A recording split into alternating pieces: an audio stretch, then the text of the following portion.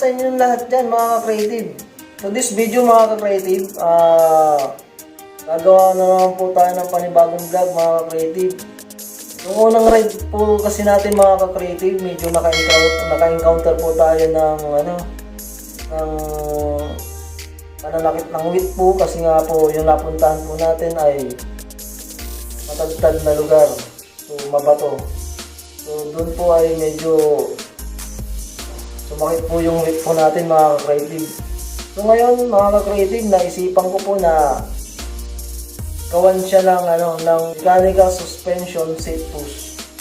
So yung seat post po niya mga ka-creative ay kukonvert po natin siya ng mechanical suspension. So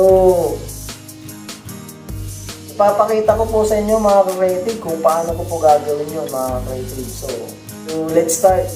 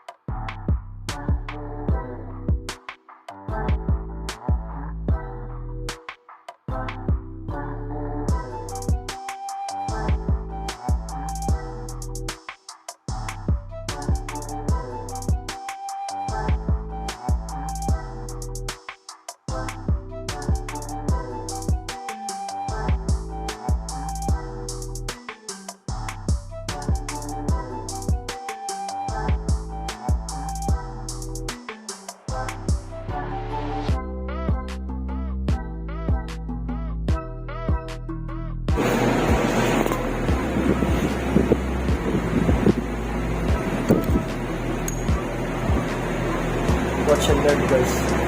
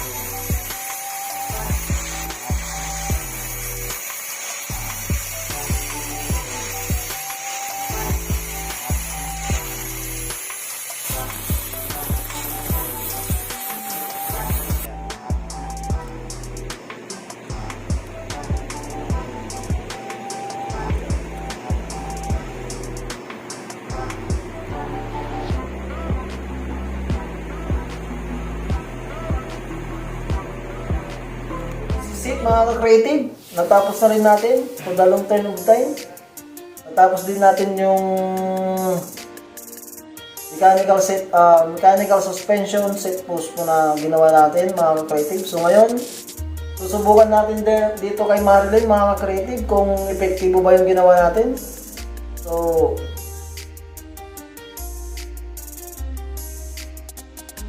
yan po yung gawa natin mga ka-creative na mechanical set post. Suspension set post. Yan. So, i-install natin dito ngayon sa kay Marilyn mga ka-creative. At masubukan kung maganda yung pagkakagawa natin. So, let's start.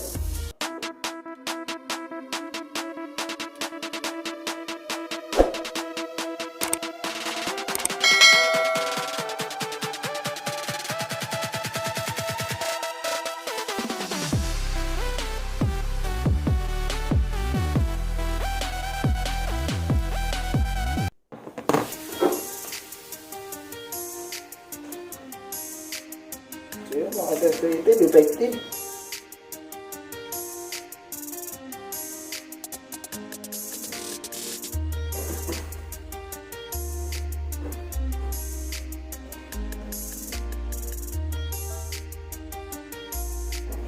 Mga creative.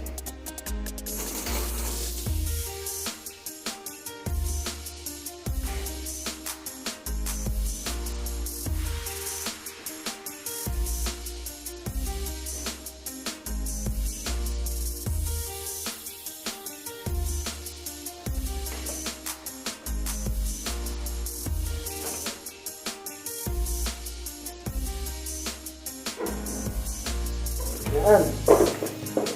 So yan mga creative, na-convert na po natin si Marilyn mga creative. So effective na effective. Swabing-swabe. Yung nagamit natin na spring is tamang-tama lang po sa bigat natin. So kayang-kaya po tayong dalhin. So